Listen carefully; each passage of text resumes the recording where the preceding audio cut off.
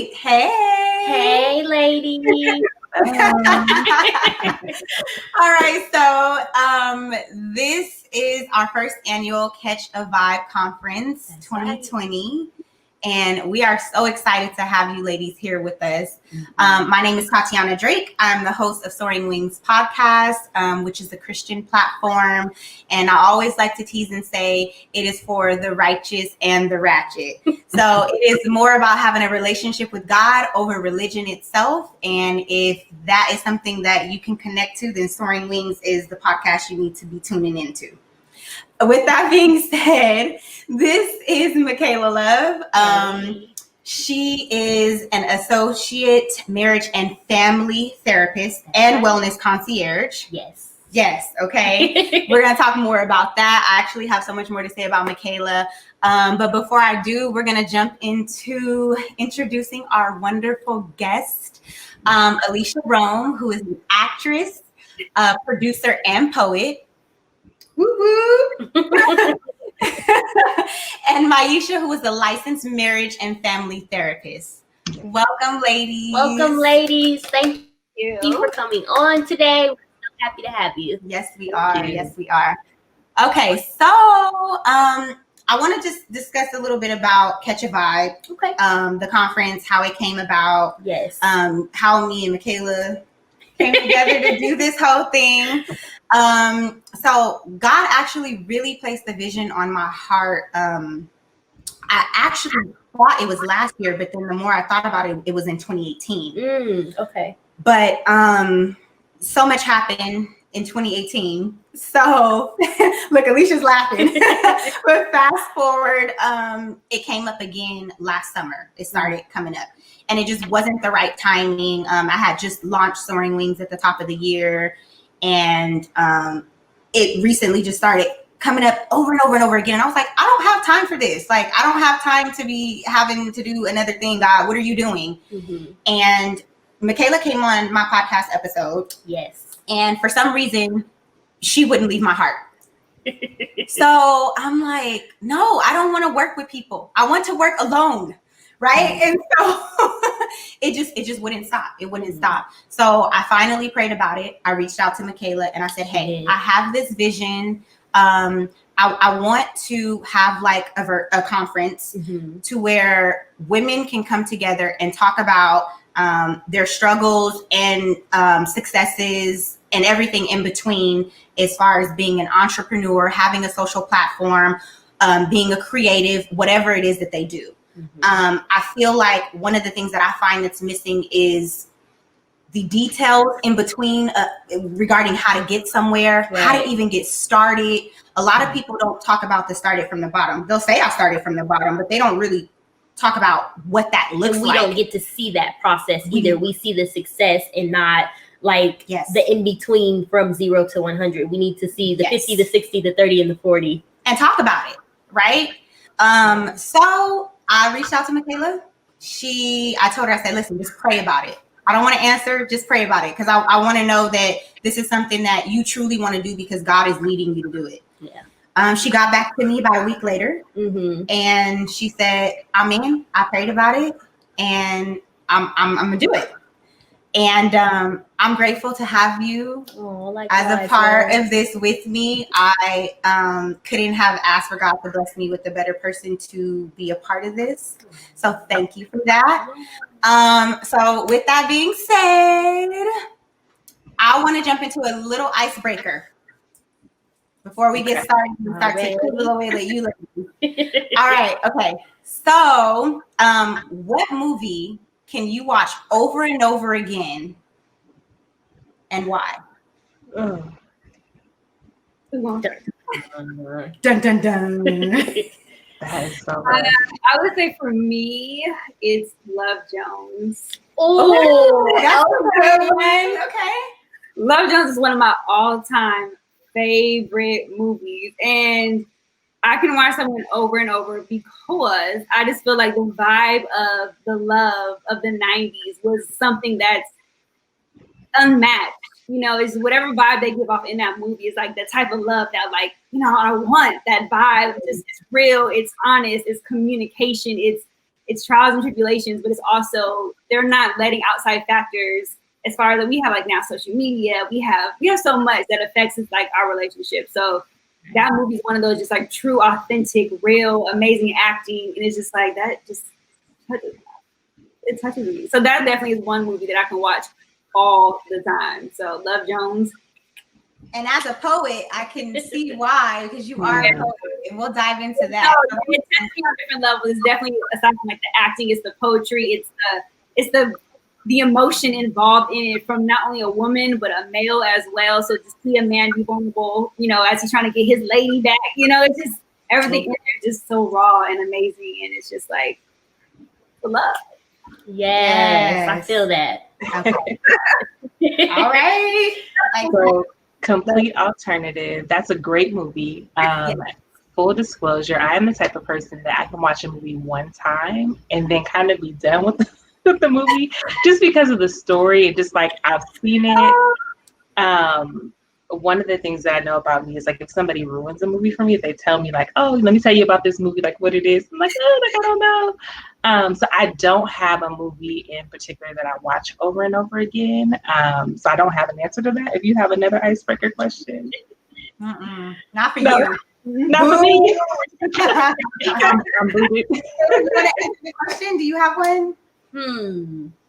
Okay, for me, it's gonna be Why Do Fools Fall in Love? Okay. I love like any Lorenz Tate, right? Yes. Okay. Any right? Any Black love story. It just hooks me. Black love is so vital and important, and to see that represented, on the big screen will always tug at my heart string. So I can watch that 1,000,001 times.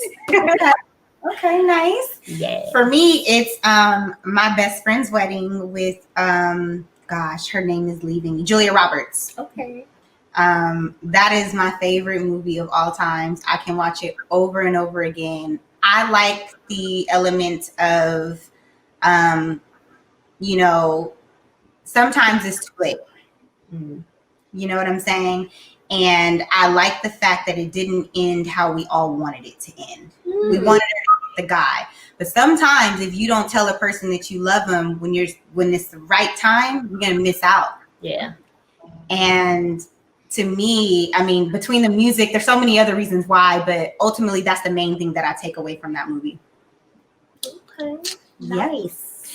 All right, ladies. Okay, so Alicia Rome.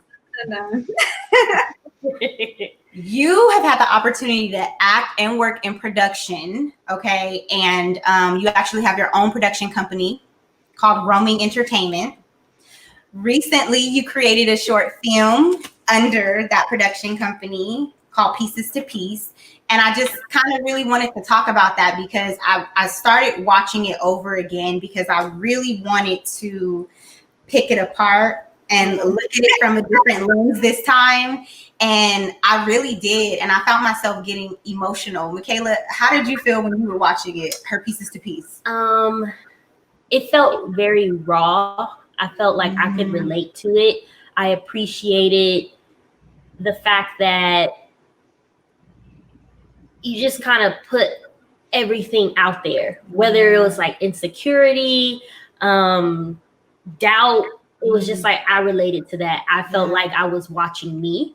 And once again, like to see that being represented like on film is so important. So I really connected to it. I think you were very self-aware with it as well. That's what I took from it because a lot of people, they're not exactly self-aware, and it's something that's a learned thing. Maisha, can you dive in and you want to talk to us about that self-awareness and stuff? Because I actually did get a chance, which we'll talk about that some more later, but to look at all that you do, your website, and you talk a little bit about that as well. Yes. So self-awareness in general, like why that's so important. Yes. I think that self-awareness is a gift. I think we're in a wave of like self-love. Like there's a big movement, there's a big discussion about loving yourself. And I think one of the key things to being a part of that movement is having awareness, is getting to know yourself, is getting to have a sense of intimacy with yourself. Mm. That's what I think about when I think about self-awareness. Is there's an intimacy, there's a connection, there's a choice to go deeper with yourself. And I think that that's pivotal when it comes to kind of what you said, like in the vulnerability. I watched the video as well. Seeing the vulnerability, being able to connect, there's an authenticity that's there. And so I think that self-awareness is just important in not only understanding yourself as a person, but really being able to grow. And the deeper you go with yourself, the deeper you can go with other people. Amen. Oh, wow. That was the word. You better say that. 2 snaps, girl. And a twist. And a sip. Hold up. That was a word. I like that. So, Alicia, I'm going to read this exactly how you said it. One of my favorite lines from your piece, from your short film, was when you said, "I'm blessed with a gift that may not be delivered into any homes." And I don't even want to get into it with me, but please tell me a little bit about that powerful line. Okay. I was like, she gonna hit me with it. She did. So along my journey, pretty much this whole project it came about when I was working in my career field. It was still in production. It was still doing, what I wanted to do, but it was still, I got to a place where I'm like, where am I going? I'm leveling out. I need something more. I need to grow. I need to feel what's next. And there were just times I would come home and I'm like, yo, I have so many gifts. Like, I'm an actress. I do poetry. People at this time didn't really know that I did poetry. I have so many different things. I produce. I'm like, I have gifts. Like, I can dance. I started off as a dancer. And I'm just like, I have gifts, but I'm just stuck in this space where I'm like, is this all that is for me? Is this life? Is this where I'm going to be forever? Is this how life is supposed to be? And I really had to have a serious conversation with myself. Like, no, get it together, Lisa. You have a gift, and our gifts aren't for ourselves. It's supposed to be given back to the world. So in that, you need to figure out a way to take a leap of faith, take a chance on yourself, and really put yourself out there. So that's what that line came from. It was, having a gift that may not be delivered to any homes is, I think a lot of times in life, especially now, we grow up in a generation where our parents and our grandparents didn't come from the entrepreneur life. They didn't come from the life of take a chance, do what you got to do. It was more so safe for them. So live on the concept of, this is all I know. This is all I'm going to do. This is where I'm going to be. And that's just it. And I think that a lot of people grow up and they go on with their life and never tap into what they really have to offer to the world.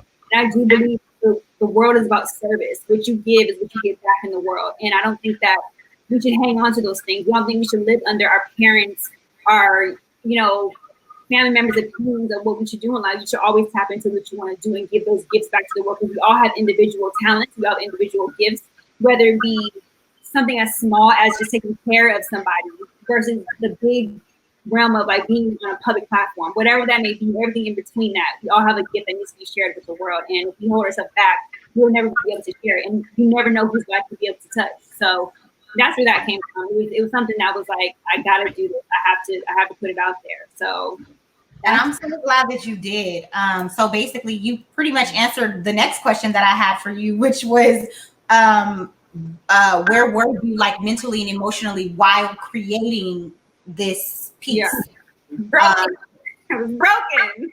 Yeah, broken. Yeah. I'm not gonna lie. So I was broken. I was depressed. I was sad. I was happy. Then I wasn't. It was a whole bunch of like array of emotions that you can talk to people, but at the same time, it's like you need to sit with yourself, learn about yourself, figure out who you are, because you can't figure out who you are to somebody else. Only you know who you truly are.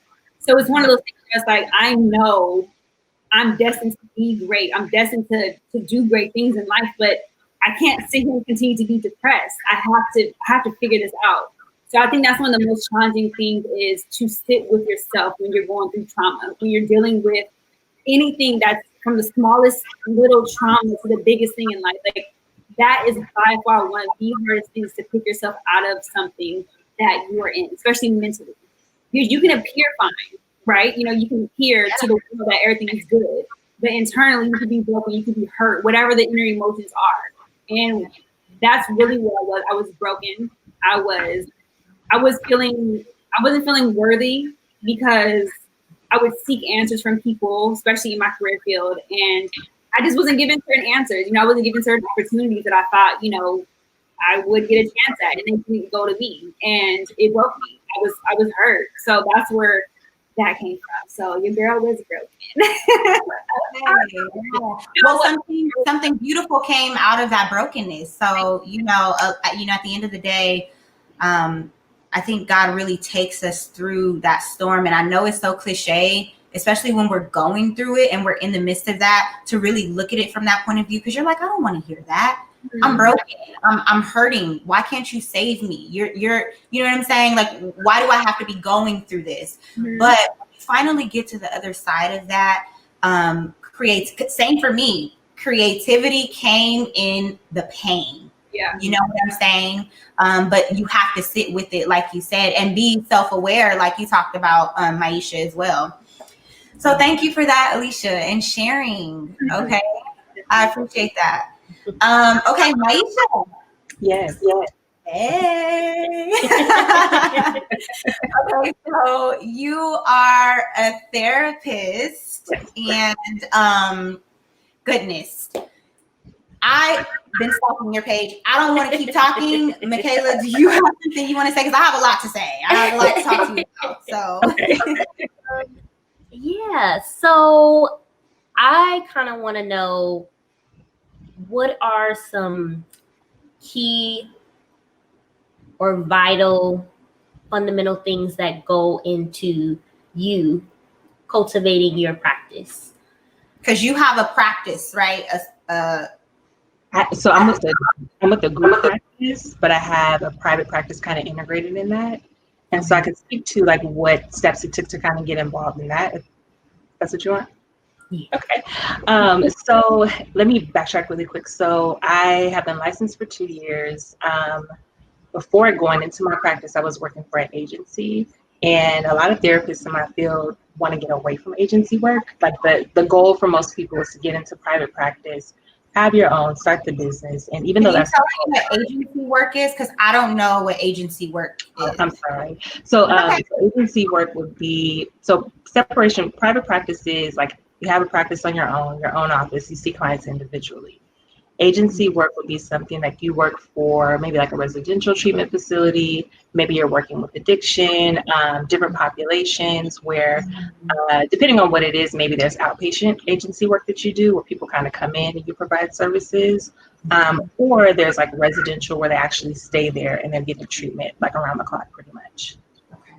So that there's great agency work out there, but for some people the goal is to kind of get into private practice and branch on your own. And so I was in transition coming from the agency work and wanting to shift into private practice.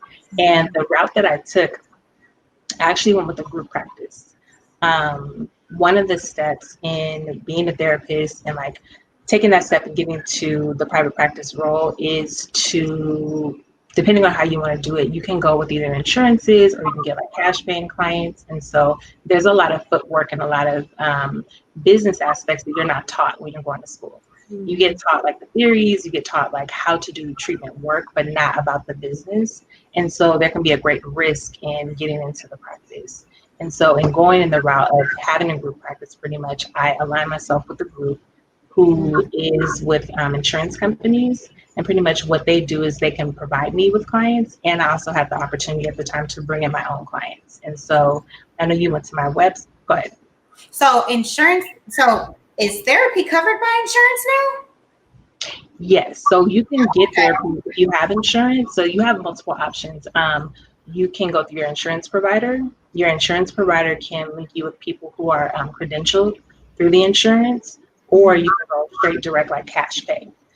Depending on which route you take, if you're looking for a therapist, some people feel like I can't afford therapy, it's too much. So insurance is like a great route to go. If you don't have insurance for some reason, or if the therapist does not cover your insurance, you can go cash pay. They can do a super bill for you, or if you just rather pay out of pocket, you can do that. And then some therapists provide sliding scale as well. So there's a fluctuation in rates. Okay. I had a question for you. As you were speaking about the agency work and then segueing into the group practice. Was there anything that you learned in particular from agency work and working with that population that has made you like the therapist that you want to be now working in the group practice? That's a great question. Yes, I would say, so this is just my experience. I would say agency work is like being in the trenches, like really like being hard in the paint, because they will, I know you know, you will see a lot more severe cases working in agencies and things like that. So you really get the training that you need before you go out into the world on your own. The difference in doing agency work versus private practice is you have the luxury of working alongside with other people, whereas in private practice, it might be more independent. You might be more isolated on your own. And so with a group practice, you don't have that. You still can kind of work side by side with other therapists. So it's not like you're just on an island by yourself pretty much. Nice. Okay. One of the things that I saw on your website, you said that your goal is to provide a safe and environment for optimal healing. Yes. That captured me. And I guess the question that I have is, how do you go about providing that safe environment? What are the steps that you take? What is it that you actually do to provide that? So this, I don't know if this is going to make sense, but I just bring myself into the room. I think that the relationship is really important. It can be very difficult to find a therapist for some people. Sometimes people have horror stories, they have a bad experience, and they're just like, you know what, I'm not going back to therapy, or there's already a stigma about therapy. And people are just like, I don't want to go, I'm cool, I don't even know what that's about. And so the relationship is pivotal in providing safety, because most people who come into therapy, they're coming because they've been wounded in relationships. They might have been wounded in their relationship with their parents, their family, significant others, whatever the case may be. And so it's very important and very vital to have a therapist who does, provide a safe space for you to be able to open up, for you to be able to be vulnerable, and share, what's going on with you. And then to go beyond that, vulnerability is such a difficult thing for people to do, to be open, to be exposed and raw, especially to a whole stranger that you don't know. Yeah. Some people will come in and say, why should I tell you like what's going on with me? Like, why do you care? So it's very challenging, but it's great work. And I think when you bring your full self into the room, they feel that, and if it's the right match, then you just a vibe. Yeah. Okay. Thank you. Alicia, how did you, because Maisha, you mentioned being vulnerable and that being a hard thing to do. One of the things that's I find a little difficult for me to do sometimes is being vulnerable on my podcast. I recently had a mother-daughters episode that I launched on Mother's Day, and it was very emotional for me personally, that episode. I asked my mom a really tough question regarding allowing my grandmother to raise us. And it's a question that I had for so long, and I finally was able to ask her that, and I did it on that platform. But it took a lot out of me to do that. And so I guess, Alicia, the question that I have for you is, how did you create a whole short film being vulnerable and releasing it for the world to see? Yes. That is something that I told myself, if I'm going to take a chance, I need to take a chance on everything, because you can't halfway step in your purpose. The purpose of your purpose, So I told myself, if I'm going to do this, I need to be real, because I understand that my story can heal somebody. It could inspire somebody, because a lot of us go through silent trauma, silent struggles, silent everything, and we don't really know what someone else is going through. So I figured, like, okay, if I'm doing this could be for somebody else. It's not necessarily for me anymore, because I went through it. Now it's time to express it and to share it with somebody else, because somebody else may need to hear what I have to say. And it takes a lot. It takes a lot to understand that I'm walking in my purpose, so I don't have to fear judgment, because this is what I'm supposed to do. I'm called to do. I'm not harming anybody. I'm not going against my morals and values. I'm not doing anything that's against what I believe. So therefore, being vulnerable comes with the territory of sharing your gift. Mm. So that's kind of where that came from. It was like, if I'm going to do this, I'm going to wholeheartedly do it and not hold back on my truth, and understand that this is no longer for me. This is for other people to be inspired and to learn from and to hopefully heal somebody. So that's what that it's hard to be humble for sure. It's not at all. So, Yeah. and just seem, and the hardest part about what I did was, by the time I recorded and shot everything, I had already experienced what I experienced. So I had to put myself back into that same experience, feeling those same feelings. So me crying was real feelings. Me feeling everything that you see, those were, I really put myself back into where I felt during that time. So that was very hard for me. So I'm like, I don't want to go back to this. Yeah. But that needs to be shared. It's something that needed to be said, and I need to get it out. And this is my gift, so I have to share it. This is my form of my creativity and my art. So I understand that, my purpose is calling, and I gotta do it. So Yeah. it's definitely challenging, but you have to just allow yourself to be open and not fear criticism, not fear judgment. And I think you'll have a better open mind as to letting yourself, be open and doing things. So yeah. Very inspiring. Very inspiring. Maisha talked a lot about how she started her what you're trying to go into private practice, right? Yeah. And being with the group, right?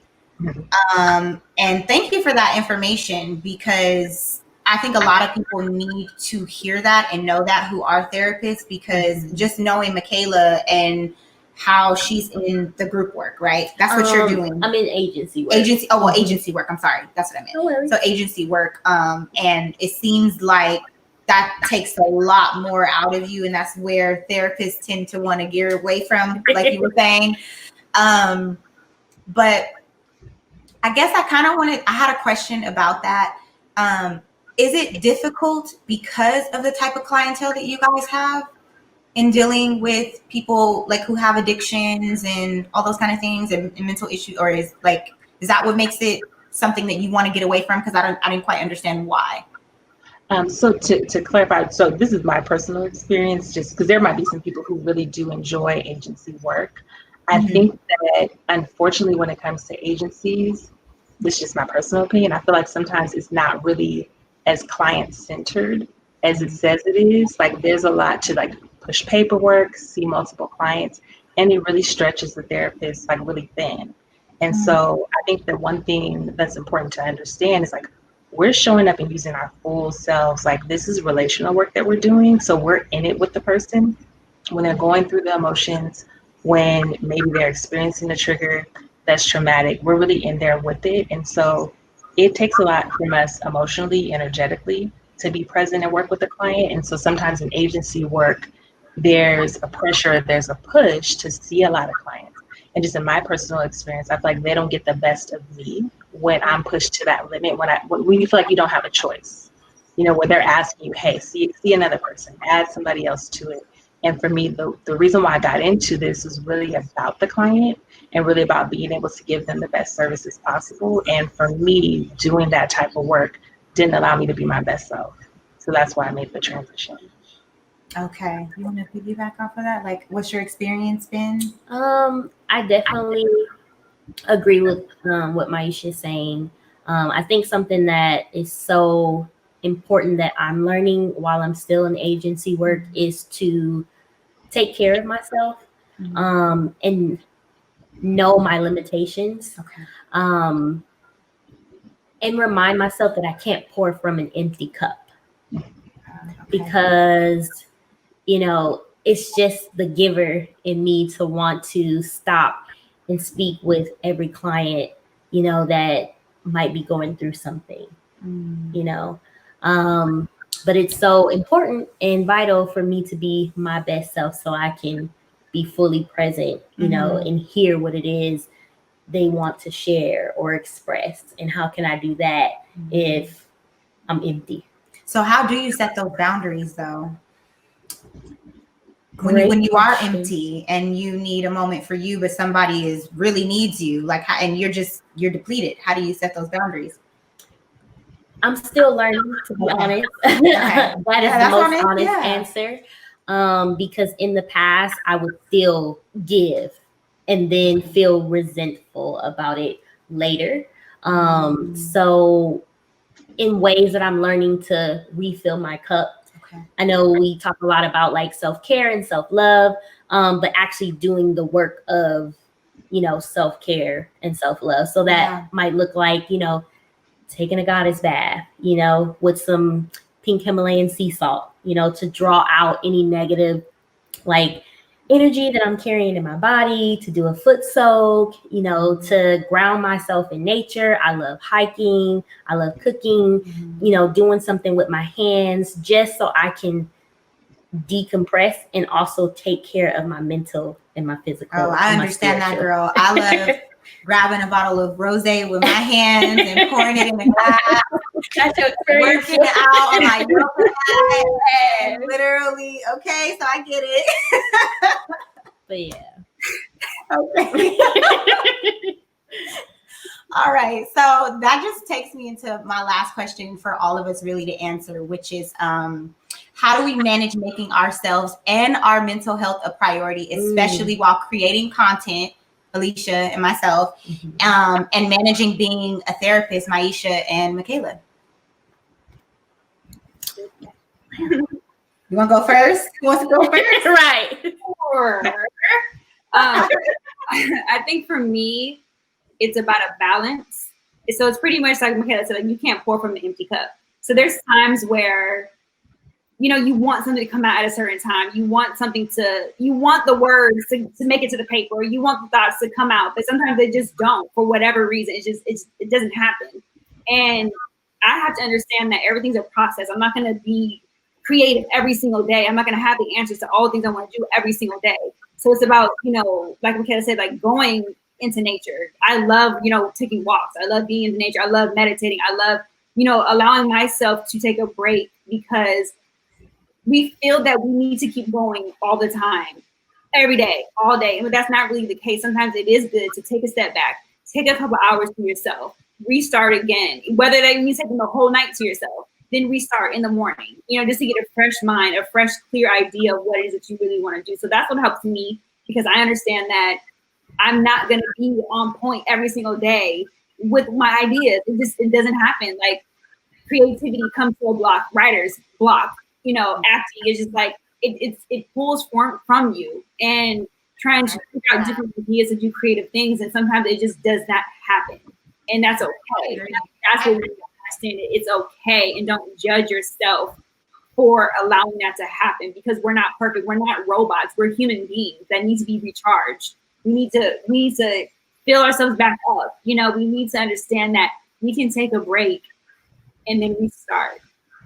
And just to go off of what you're saying, I think I was just telling you today that I take a couple of days out of the month to just shut down, no social media, no nothing, especially because running a podcast and I have some other things that I'm working on that requires me to be on my phone doing social media things all the time.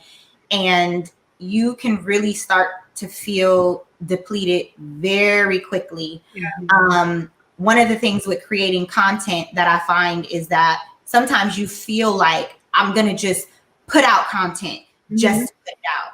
I'm going to post on my story every day just to put it out.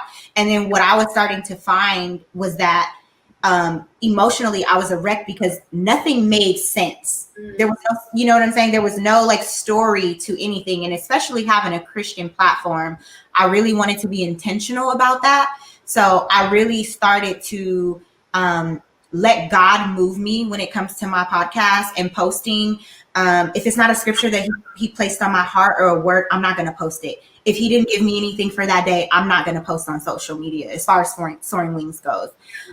So just really being one with myself, ultimately God, really, really helped me to understand that I don't have to just do it because the gram is doing it. I can do it because I'm moved to do it.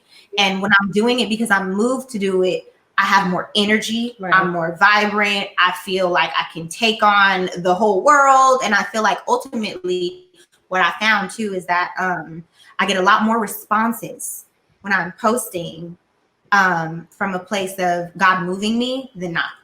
That's So I definitely agree with that, because there are times in life that I feel like people are just doing things just to do them. They hop on the newest wave, they hop on the newest whatever just to do it, just to do it. Then they're not. It's not what they're passionate about. It's not something they really care about. They're just doing it just to do it because it's like the new wave. It's a new hype. It's a new way to make money.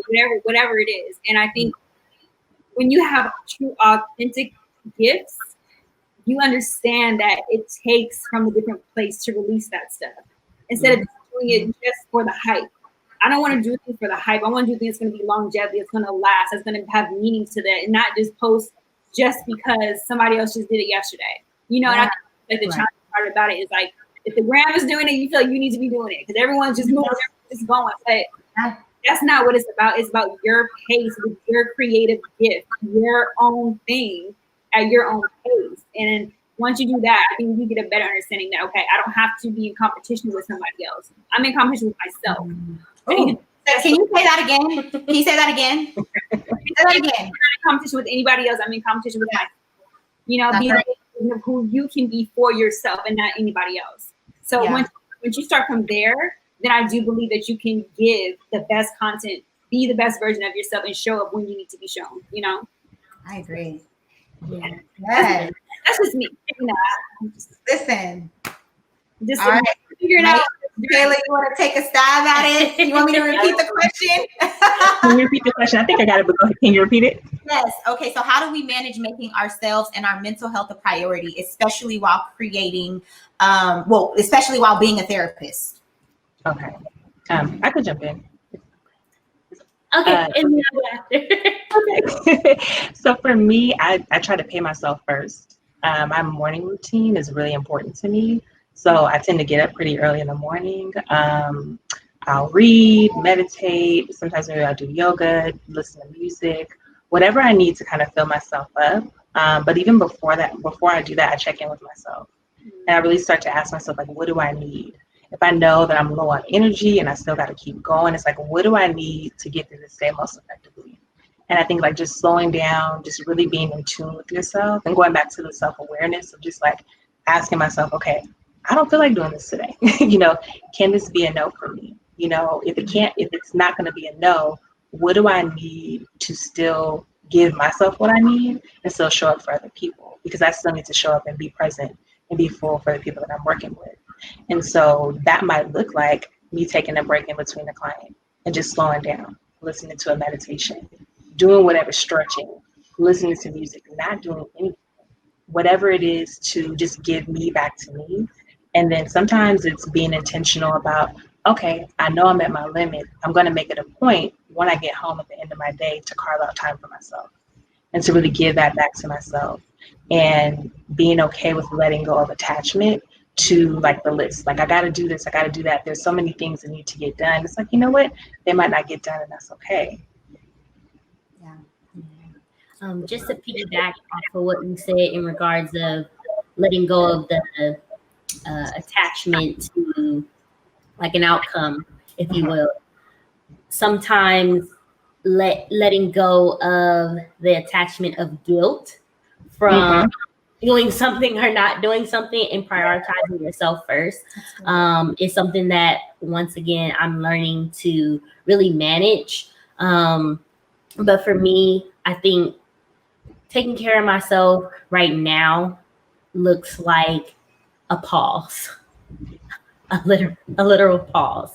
So I can check in with my mind and my heart, because there's so much going. So that pause is not answering calls, taking a pause from work, so I can really get centered and connected with God, so I can hear what it is He's trying to tell me. Yeah.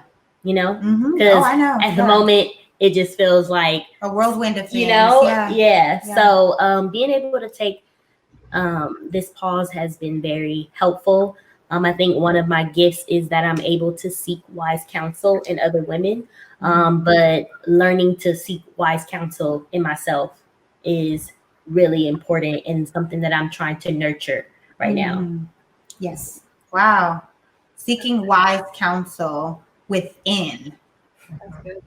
That's good. No, that's great, because sometimes the voices of everybody else it doesn't even matter if that's not what God is telling you to do. So voices too. Huh? Sometimes it's your own voices. Sometimes it's your own voice. That's true.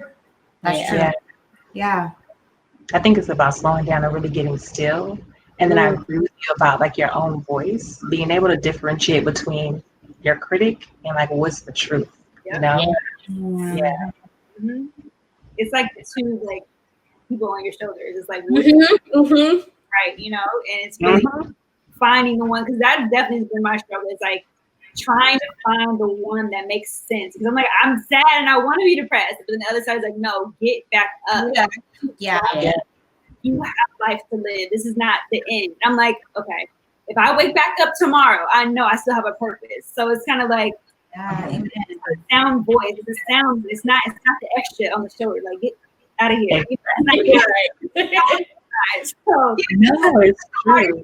I think it's more important to live with the positivity all the time. Sometimes we want to be down. We want to just feel it and just be in it for a little bit, you know, but it's not staying in it. So it's definitely, that's a good word right there. It's definitely that sound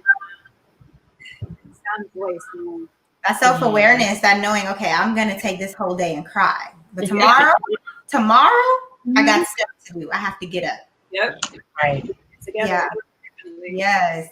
Well, it has been a pleasure having this conversation with you ladies, and we have reached the end of this discussion. But I just want everybody to grab their water or wine, whatever you're sipping on, so that we can do a little toast. Yes, ladies. So to not soaring wings. What am I saying? This is soaring wings. To catch your vibe 2020. Thank you so much, ladies, and we're out.